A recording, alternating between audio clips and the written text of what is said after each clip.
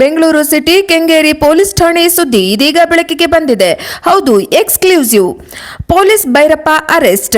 ಇಡೀ ಕರ್ನಾಟಕ ಪೊಲೀಸ್ ತಲೆ ತಗ್ಗಿಸುವಂತಹ ಕೃತ್ಯ ಬೆಳಕಿಗೆ ಬಂದಿದೆ. ಪೊಲೀಸ್ ಕಳ್ಳನ ಕರ್ಕೊಂಡ್ ಬಾರಪ್ಪ ಅಂದ್ರೆ ಪೊಲೀಸ್ ಸ್ಟೇಷನ್ ನಲ್ಲಿ ಪೊಲೀಸ್ ಕಳ್ಳರಾಗಿದ್ದಾರಲ್ಲ, ಪೊಲೀಸ್ ಸ್ಟೇಷನ್ ಕಳ್ಳ ಇದ್ದಾರಲ್ಲ, ಬೇಲಿನೇ ಹೊಲ ಮೈದಂಗಾಗಿದೆ. ಅನ್ಯಾಯ ನ್ಯಾಯ ವಿರುದ್ಧ ನ್ಯಾಯ ಕೊಡಿಸ್ತೀರಾ ಅಂತ ಬಂದರೆ ಪೊಲೀಸ್ ಸ್ಟೇಷನ್ಗೆ ಪೊಲೀಸ್ ಸ್ಟೇಷನ್ ನಲ್ಲಿ ಈ ರೀತಿ ಮಾಡಿದ್ರೆ ಜನಸಾಮಾನ್ಯರ ರಕ್ಷಣೆ ಮಾಡ್ತಾರ? ಬೇಲಿನೇ ಹೊದ್ದು ಹೊಲ ಮೇಯ್ದಂತೆ ಆಗಿದೆ. ಹೀಗಾದರೆ ಜನಗಳು ಯಾರನ್ನ ನಂಬಬೇಕು, ಯಾರನ್ನ ಬಿಡಬೇಕು ಹೇಳಿ? ಜನಸಾಮಾನ್ಯರ ರಕ್ಷಣೆ ಮಾಡ್ತೀರಾ? ಯಾಕ್ರಿ ಇಂಥ ಡಿಪಾರ್ಟ್ಮೆಂಟ್ ಕೆಟ್ಟ ಹೆಸರು ತರ್ತೀರಾ? ಇದೇ ಇವತ್ತಿನ ವಿಶೇಷ ಪ್ರಜಾಪವರ್ ನ್ಯೂಸ್ ಚಾನೆಲ್ 24 ಚಾನೆಲ್ ಪ್ರಸಾರವಾಗಲಿದೆ. ಕಂಡ ಯುವತಿಯರ ಜೊತೆ ಪೊಲೀಸ್ ಚೆಲ್ಲಾಟ, 50 ಲಕ್ಷ ವರದಕ್ಷಿಣೆ, ಹೆಂಡತಿಗೆ ಕೊಟ್ಟ ಟಾರ್ಚರ್, ಪತ್ನಿ ಹಾಗೂ ಮಾವನ ಮೇಲೆ ಮಚ್ಚು ಬೀಸಿದ ಪಿಎಸ್ಐ. ಈ ಪೊಲೀಸನ್ನಪ್ಪನ ಪೋಲಿ ಆಟ ಒಂದೊಂದಲ್ಲ. ಬೆಂಗಳೂರಲ್ಲಿ ಪೊಲೀಸಪ್ಪನ ಕೃತ್ಯಕ್ಕೆ ಬೆಚ್ಚಿಬಿದ್ದ ಜನ. ಯಾರೋ ಆ ಪೊಲೀಸ್, ಆತನ ಲೀಲೆಗಳು ಎಂತವು ಇಲ್ಲಿದೆ ನೋಡಿ.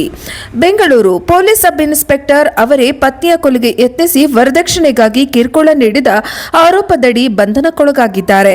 ಬೆಂಗಳೂರು ನಗರ ಪೊಲೀಸ್ ಆಯುಕ್ತರ ಕಚೇರಿಯಲ್ಲಿ ಕರ್ತವ್ಯ ನಿರ್ವಹಿಸುತ್ತಿದ್ದ ಪಿಎಸ್ಐ ಭೈರಪ್ಪ ಅವರನ್ನ ಕೆಂಗೇರಿ ಠಾಣೆ ಪೊಲೀಸರು ಬಂಧಿಸಿದ್ದಾರೆ.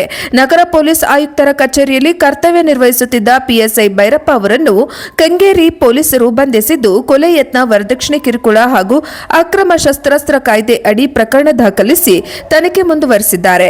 ಘಟನೆಯ ಬಳಿಕ ಸಂತ್ರಸ್ತೆ ಕೆಂಗೇರಿ ಪೊಲೀಸ್ ಠಾಣೆಗೆ ದೂರು ನೀಡಿದ್ದು, ಆರಂಭದಲ್ಲಿ ಎನ್ಸಿಆರ್ ದಾಖಲಿಸಲಾಗಿತ್ತು.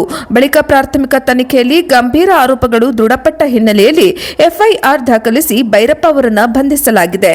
ಆರೋಪಿ ವಿರುದ್ಧ ಕೊಲೆ ಯತ್ನ, ವರದಕ್ಷಿಣೆ ಕಿರುಕುಳ ಹಾಗೂ ಅಕ್ರಮ ಶಸ್ತ್ರಾಸ್ತ್ರ ಕಾಯ್ದೆ ಅಡಿ ಪ್ರಕರಣ ದಾಖಲಾಗಿದ್ದು, ನ್ಯಾಯಾಂಗ ಬಂಧನಕ್ಕೆ ಒಪ್ಪಿಸಲು ಪೊಲೀಸರು ಕ್ರಮ ಕೈಗೊಂಡಿದ್ದಾರೆ. ಈ ಘಟನೆ ಪೊಲೀಸ್ ಠಾಣೆ ಇಲಾಖೆಗೆ ತೀವ್ರ ಮುಜುಗರ ಉಂಟು ಮಾಡಿದೆ. ಮದುವೆಯಾಗಿ ಮಗು ಇದ್ದರೂ ಯುವತಿಯರ ಜೊತೆ ಚೆಲ್ಲಾಟ. ಇನ್ಸ್ಟಾಗ್ರಾಂನಲ್ಲಿ ಪರಿಚಯ ಆದ ಯುವತಿಯರಿಗೆ ಮೆಸೇಜ್.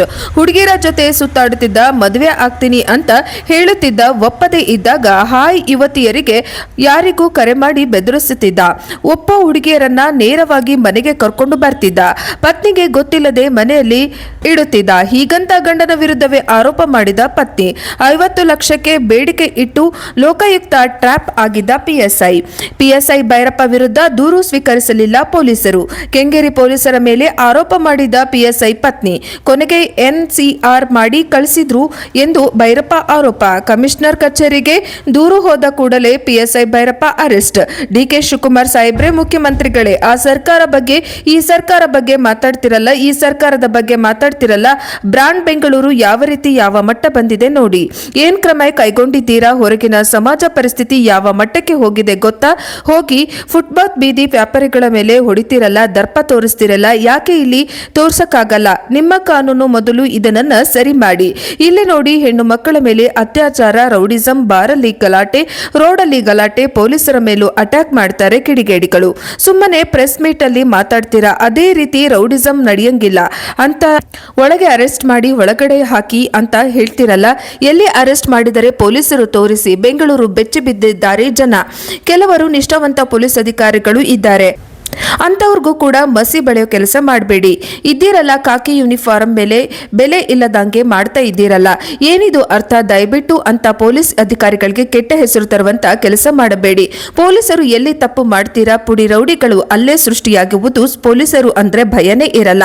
ಒಬ್ಬರು ಮಹಿಳೆಗೆ ಪೊಲೀಸ್ ಸ್ಟೇಷನ್ ನಲ್ಲಿ ಕಂಪ್ಲೇಂಟ್ ಕೊಡಕ್ಕೆ ಹೋದ್ರು ಪೊಲೀಸರು ಬೇಕಾಬಿಟ್ಟಿ ತರ ಡ್ಯೂಟಿ ಮಾಡ್ತಾರೆ. ಸದಾ ನಿಮ್ಮ ಸೇವೆಯಲ್ಲಿ ಅಂತ ಬೋರ್ಡ್ ಹಾಕಿದ್ದಾರೆ. ಏನಕ್ಕಾಗಿ ಹಾಕಿದ್ದಾರೆ ಬೋರ್ಡ್? ಒಂಟಿಯಾಗಿ ಹೆಣ್ಣು ಮಕ್ಕಳು ಓಡಾಡಂಗಿಲ್ಲ, ಪೊಲೀಸರ ಸೂಕ್ತ ರೀತಿ ಕ್ರಮ ಕೈಗೊಳ್ಳಲು.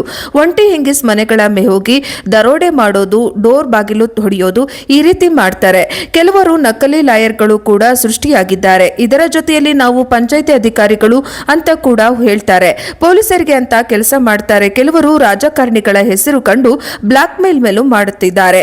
ಇವಾಗ ನಮ್ಮ ಡಿಕೆ ಶಿವಕುಮಾರ್ ಸಾಹೇಬರಿದ್ದಾರೆ, ನೋಡ್ಕೊಳ್ಳೋಣ ಬಿಡು, ಮುಖ್ಯಮಂತ್ರಿ ಆಗಿದ್ದಾರೆ, ನಮ್ಮ ಸಪೋರ್ಟ್ ನೀಡ್ತಾರೆ ಅಂತ ಅವರು ಕಿಡಿಗೇಡಿಗಳು ಇದನ್ನೇ ದುರ್ಬಳಕೆ ಬಳಕೆ ಮಾಡಿಕೊಂಡು ಮೆರಿತಾ ಇದ್ದಾರೆ ಕಿರಾತಕರು. ಇಂಥವರಿಗೆ ಯಾವ ರೀತಿ ಸೂಕ್ತ ಕಾನೂನು ರೀತಿ ಕ್ರಮ ಕೈಗೊಳ್ಳುತ್ತೀರಾ ಹೇಳಿ. ಪೊಲೀಸರಿಗೆ ಲಂಚ ಕೊಟ್ಟರೆ ಮಾತ್ರ ಕೆಲಸ ಮಾಡುವುದು, ಲಂಚ ಕೊಡಲಿಲ್ಲ ಅಂದ್ರೆ ಕೆಲಸ ಆಗಲ್ಲ. ಒಂದು ಕಣ್ಣಿಗೆ ಸುಣ್ಣ, ಒಂದು ಕಣ್ಣಿಗೆ ಬೆಣ್ಣೆ ಬಳಿಯಬೇಡಿ, ಕೆಲಸ ಮಾಡಬೇಡಿ. ಪೊಲೀಸ್ ಈ ರೀತಿ ಮಾಡಿದರೆ ಜನಸಾಮಾನ್ಯ ರಕ್ಷಣೆ ಮಾಡ್ತಾರ? ಜನಗಳ ಪ್ರಶ್ನೆ ಏನು ಕಾನೂನು ಕಾಪಾಡ್ತಾರ? ಕಾನೂನು ಎಲ್ಲರಿಗೂ ಒಂದೇ ನ್ಯಾಯ ಸಿಗಂಗ ಮಾಡಿ ಡಿಕೆ ಶಿವಕುಮಾರ್ ಸಾಹೇಬರೇ, ಅವಾಗ ನಿಮ್ಮ ಸರ್ಕಾರಕ್ಕೆ ಒಂದು ಹೆಸರು ಬರುತ್ತೆ. ಕೆಂಗೇರಿ ಪೊಲೀಸ್ ಠಾಣಾ ಪ್ರಕರಣ ದಾಖಲಾಗಿದೆ.